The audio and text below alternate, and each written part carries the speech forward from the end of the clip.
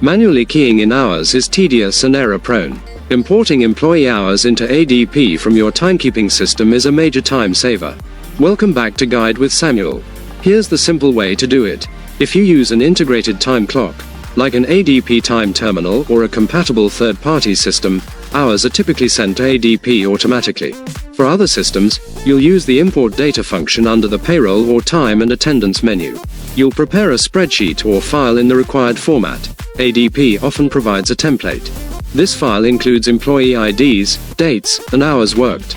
You then upload the file, and ADP will process the data, making it ready for your payroll review. My crucial pro tip: always run an import exception report after uploading.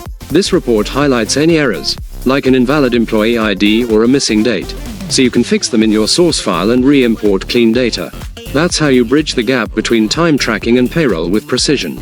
Do you import hours, or does your system connect automatically? Let me know your setup in the comments.